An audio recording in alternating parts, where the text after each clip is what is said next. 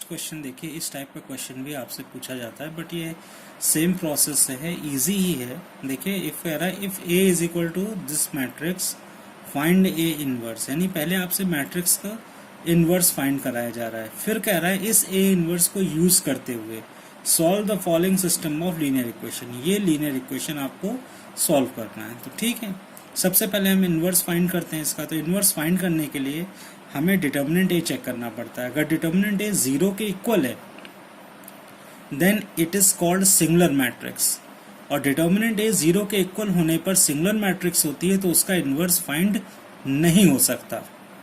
ठीक, बट यहाँ पे हमने डिटर्मिनेंट ए फाइंड किया तो हमें मिल रहा है -1 which is not equal to 0। Determinant A मैंने फाइंड किया, -1 आ रहा है जो कि नॉट इक्वल टू 0 है। Therefore it is a non singular matrix. अगर डिटर्मिनेंट ए 0 के इक्वल नहीं होता है तो नॉन सिंगुलर मैट्रिक्स होती है जिसका कि इनवर्स कैलकुलेट किया जा सकता है। क्लियर? तो हम इसका इनवर्स कैलकुलेट कर लेंगे।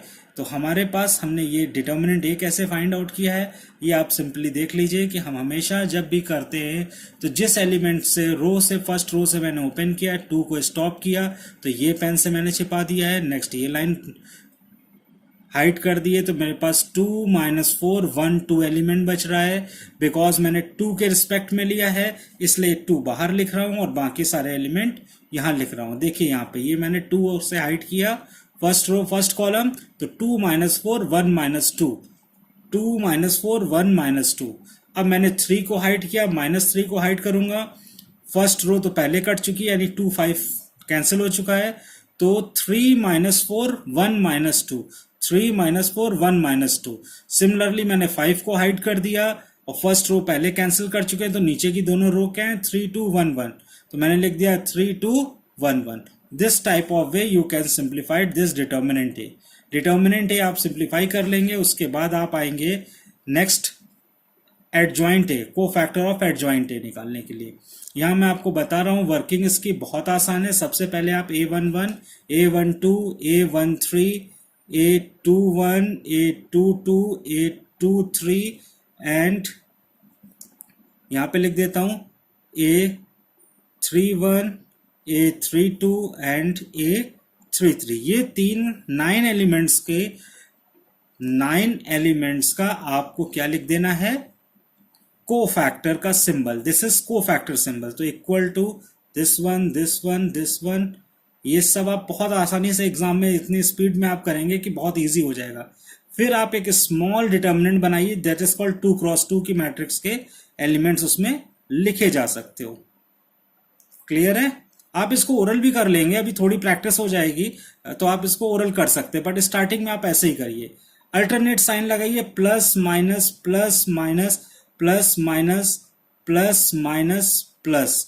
मैं आपको बता दूं, जब हम लोग को फैक्टर निकालते हैं तो दिस, अगर मैं उसका साइन यूज नहीं कर रहा हूं प्लस माइनस, ये साइन आते कहां से, ये पोजिशनल साइन होते हैं। जैसे 1 + 1 है तो 1 + 1 यानी इनका सम करिए तो ये इवन प्लेस शो करा रहा है, तो इवन में यहां प्लस लगता है। 1 + 2 3 हो गया, दिस इज ऑड नंबर। तो ये अगर मैं आपको प्रीवियस क्लास में ले जाऊं तो एक फॉर्मूला है हमारे पास को फैक्टर का, AIJ इज इक्वल टू -1 की पावर I + J MIJ। तो बस इसी को मैंने डायरेक्ट फॉर्म में लिखा है।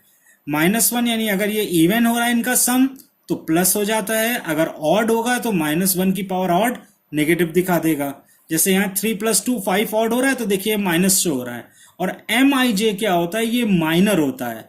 माइनर मीन्स जब हम किसी भी एलिमेंट के का माइनर निकालते हैं तो रो और कॉलम को एलिमिनेट कर देते हैं और जो मैट्रिक्स में बचेगा वही आपका आंसर है। मैं यहाँ पे आपको क्लियर करके बताता हूँ बिकॉज मुझे लग रहा है कुछ स्टूडेंट्स को क्लियर नहीं हो पाएगा। तो मान लीजिए 2 है मेरे पास, तो 2 का जिस रो में है और जिस कॉलम में है उसको मैं एलिमिनेट कर दूं। सपोज करिए मैं यहाँ इसको रफली लिखता हूँ थोड़ा लाइटली, 2 - 3 5 और लिख देता हूँ 3 2 -4 और 1 1 -2। अब सपोज करो मैं 2 एलिमेंट ले लेता हूं, तो 2 एलिमेंट अगर लेता हूं तो ये किस जगह पे, फर्स्ट रो में और फर्स्ट कॉलम, इसको कट कर दिया मैंने।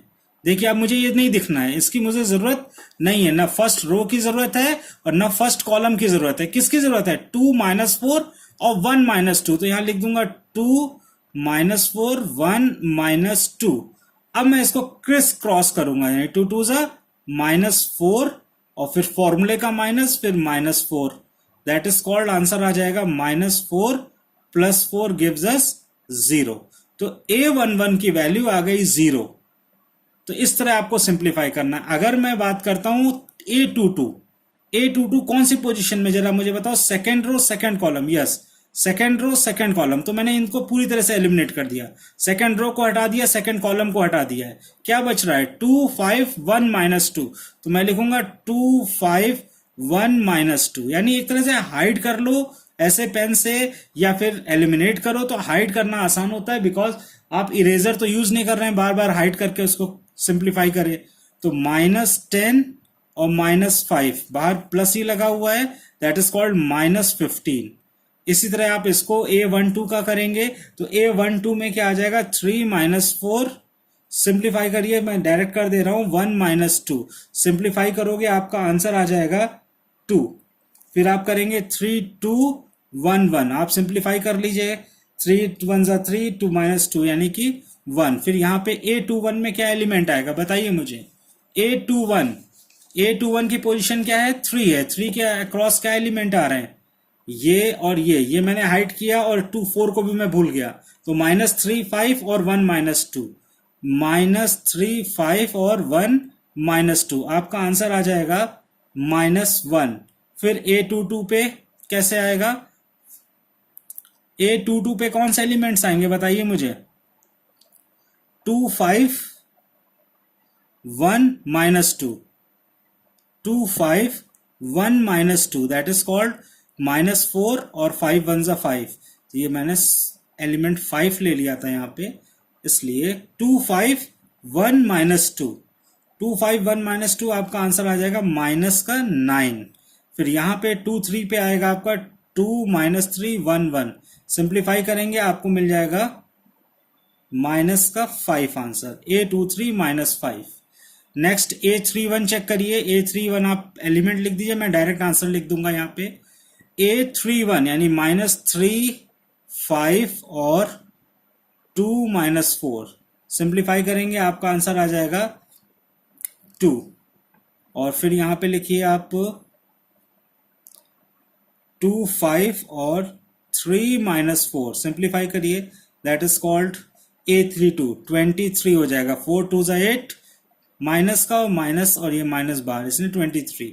फिर लास्ट वन आ जाएगा आपका 13, बिकॉज आपको साफ दिख रहा है ये दोनों एलिमेंट होंगे। 2 2 ज़ा 4 9, यानी कि 2 -3 एंड 3 2, दैट इज कॉल्ड 13। अब आप इनके कोफैक्टर से बना लीजिए एडजॉइंट ए। ये कैलकुलेशन आप खुद करिएगा, कॉपी मत करिए, खुद करेंगे तो आपको क्लियर हो जाएगा। फिर आप चेक कर लीजिए कि हाँ क्या मिस्टेक हो रही है, तो क्लियर हो जाएगा आपको। एडजॉइंट है अगर आप बनाते हैं तो फर्स्ट लेटर आपका है 0 2 1, पहले आप इस तरह लिखेंगे 0 2 1 -1 -9 -5, देन 2 23 एंड 13। फिर ट्रांसपोज करिए, तो ट्रांसपोज करके मैं इक्वल टू में ही लिख देता हूं इसको। ट्रांसपोज का मतलब है रो को कॉलम में बदल दीजिए। देखिए 0 2 1 ये फर्स्ट रो का एलिमेंट है, कॉलम में लिख दिया, -1 -9 -5, फिर 2 23 एंड 13, ये आपका कॉलम आ गया। नाउ दिस इज ट्रांसपोज करने के बाद मुझे ये मिल रहा है। अब मेरे पास आता है ए इनवर्स फाइंड करना। A inverse is equal to 1 upon determinant A adjoint A. तो 1 अपॉन डिटर्मिनेंट ए कितना है? 1 अपॉन -1, और ये पूरी मैट्रिक्स एडजॉइंट ए की मैं लिख दूंगा, वही मेरा इनवर्स हो जाएगा। -1 2 2 -9 23 1 -5 एंड 13। सिंप्लीफाई करेंगे हम लोग तो हमारा आंसर आ जाएगा। -1 को आप अंदर इंटू कर सकते हैं क्योंकि ए इनवर्स आपसे पूछ रहे हैं, तो -1 ईच एलिमेंट से इंटू होगा। 0 1 -2 -2 9 -23, फिर -1, नेक्स्ट +5 और -13। वी गॉट ए इनवर्स, हमारा आधा पार्ट हो चुका है। नेक्स्ट पार्ट में वो कहना चाह रहे हैं, क्वेश्चन के पास फिर से जाता हूं आपको, आप इसको एक बार देख लीजिए, इसका स्क्रीनशॉट ले सकते हैं आप, उसके बाद इसको मिला सकते हैं, एक्सरसाइज कर लीजिए, इसको अपने आप से करने की कोशिश करिए, इजी हो जाएगा। क्वेश्चन ये था कि solve the following system of linear equation. अब ये लीनियर इक्वेशन हमें सॉल्व करना है, तो मैं लीनियर इक्वेशन नेक्स्ट पेज पे लिख देता हूं, 2x minus 3y plus 5z।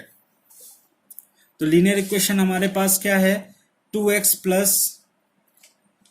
Minus 3y plus 5z, 2x minus 3y plus 5z is equal to 11, 3x plus 2y minus 4z is equal to minus 5। Next क्या आया, x plus y minus 2z is equal to minus 3। ये हमारा system है। तो हमारे पास हमेशा यही rule आता है, ax is equal to B लिखिए, therefore x is equal to a inverse into b। तो मैं a पहले लिखता हूं, a मेरे पास आ रहा है 2 माइनस 3 5, 3 2 माइनस 4, 1 1 माइनस 2। और मुझसे ये कहा गया था कि मुझे इसका इनवर्स, ये जो एलिमेंट आप देख रहे हो और जो क्वेश्चंस के एलिमेंट थे, बहुत केयरफुली देखिएगा, जो क्वेश्चन में एलिमेंट दिए थे 2 minus 3 5, 3 2 minus 4, 1 1 minus 2, this is the system of A. ये इक्वेशन, ये जो मैट्रिक्स है सेम है यहाँ पे जो मैट्रिक्स दी गई है। आप अल्फाबेट ए लेते या बी लेते, सी लेते, कोई फर्क नहीं पड़ता, मैट्रिक्स दोनों सेम आ रही हैं। यहाँ पे आप चेक करिए, 2 minus 3 5, 2 minus 3 5, 3 2 minus 4, 3 2 minus 4, 1 1 minus 2, 1 1 minus 2। तो सेम मैट्रिक्स आपको दे दी है, पहले से फाइंड करने को ए इनवर्स कह दिया। तो जब मुझे मालूम चला कि मेरी वही मैट्रिक्स है, इसलिए मुझे अगर इसका इनवर्स फाइंड करना होगा तो मैं अब determinant A and adjoint A नहीं फाइंड करूंगा, मैं तुरंत लिख दूंगा we know that A inverse is equal to, हमें पता था जो हमारे पास पहले था, मैं वही ए इनवर्स यहां पे लिख दूंगा। तो ए इनवर्स हमारा कितना है, ए इनवर्स है आपका 0 1 माइनस 2, मैं लिख देता हूं 0 1 minus 2 minus 2 9 minus 23 and minus 1 5 and minus 13। यही आपका ए इनवर्स आ रहा है। ठीक है, ये आपका ए इनवर्स था, ये मैंने यहां पे एज इट इज लिख दिया है। अब मेरे पास फॉर्मूला है x y z is equal to A inverse into B. इसका केवल एक फायदा ये होता है कि हमें बार बार इनवर्स नहीं निकालना है, और टीचर को ये पता भी चलना चाहिए कि हमें अगर एक बार इनवर्स मालूम है और दोबारा उसी डिजिट्स का इनवर्स निकालना है या उसी मैट्रिक्स का, तो हम 2 बार सम सॉल्व नहीं करेंगे। अब यहाँ पे थोड़ा क्लियरफुली समझिएगा, मल्टीप्लाई करना होता क्या है, फर्स्ट रो फर्स्ट कॉलम करते हैं, फर्स्ट रो फर्स्ट कॉलम। तो ये है 3 क्रॉस 3 की मैट्रिक्स और ये 3 क्रॉस 1 की, तो दिस इज एलिमिनेट। तो जो न्यू मैट्रिक्स आएगी वो 3 रोज और 1 कॉलम देगी, यानी R1 R2 और R3, 3 रो दे रहा है और 1 C1 दे रहा है। तो मैं सॉल्व करूंगा इसको, इससे मल्टीप्लाई करूंगा। मैं रफ में शो कराता हूं कैसे करते हैं। फर्स्ट रो फर्स्ट कॉलम, तो आप लिख लीजिए 0 1 minus 2 11 minus 5 and minus 3, multiply कर दीजिए 0 minus 5 plus 6 got 1। Similarly minus 2 9 minus 23, 11 minus 5 and minus 3, minus 22 minus 45 and plus 3 2s are 69. This is minus 67 plus 69 minus 1 answer. Clear है, check कर लीजिए एक बार मल्टीप्लाई, 62 2 आंसर आ रहा है आपका, वो भी प्लस का। ठीक है, नेक्स्ट आपका है थर्ड रो फर्स्ट कॉलम। तो थर्ड रो क्या है आपका, माइनस 1 5 माइनस 30। ये रफ वर्क है, आप फेयर में नहीं करेंगे, रफ में करेंगे। यहाँ पे मैंने सेम आपको शो करने के लिए कर दिया है। फिर ये कॉलम लिखिए 11 माइनस 5 एंड माइनस 3 प्लस 39, ये मल्टीप्लाई हो रहे हैं, 3 13 3 सा 39, 5 5 सा 25 माइनस का माइनस 22 माइनस 22 माइनस 25, 11 1 सा 11 माइनस 11 माइनस 36 और प्लस 39, दैट इज कॉल्ड 3। तो आपको आंसर आ गया एक्स वाई जेड। x की वैल्यू 1, y की वैल्यू 2 और z की वैल्यू 3। मैंने रफ वर्क कर दिया है, इसलिए मैं यहाँ आंसर नहीं लिख रहा हूं, आपको क्लियर हो जाएगा। x की वैल्यू 1, कंपेयर कर लीजिए, बोथ आर इक्वल मैट्रिसेस। जिस तरह हम लोग सम सॉल्व करते हैं, यानी कि हमें अगर कभी भी ए इनवर्स फाइंड करने को कहता है तो हम ए इनवर्स तो फाइंड करते हैं, फिर ये जो ए है ये कहीं ना कहीं हमारे लीनियर सिस्टम में दिया होता है, सिस्टम और लीनियर इक्वेशंस में गिवन होता है। तो हमें हमेशा ध्यान रखना है, इस तरह के क्वेश्चंस एग्जाम में बहुत पूछता है वो, कि ए इनवर्स फाइंड करिए, दैट इज कॉल्ड 4 मार्क्स का क्वेश्चन हो जाएगा, और ये 2 मार्क्स का क्वेश्चन हो जाएगा, टोटल 6 मार्क्स का क्वेश्चन आता है। इसलिए इसकी प्रैक्टिस कर लीजिए, और किसी भी टाइप का क्वेश्चन आपको नहीं मिलेगा। Only 3 types. एक तो आपने 2D के लिए पढ़ा था कि 2 लीनियर इक्वेशंस होती हैं, तब आप कैसे करेंगे, इसको सॉल्व करने का मेथड मैंने बता चुका हूं, पूरा वीडियो सॉल्व कर चुका हूं। और उसके बाद मैंने आपको बताया कि अगर 2 हो गया है तो 3 में कैसे करेंगे, लीनियर सिंपल 3 के लिए। और इसके बाद मैंने आपको बताया अगर 4 के लिए, मतलब इस तरह इनवर्स में अगर आपको दे देते हैं, तब आपको linear system of linear equation solve करना है, तब आप कैसे करेंगे। इसको भी आप सिंपली ऐसे ही सॉल्व कर सकते हैं। गुड।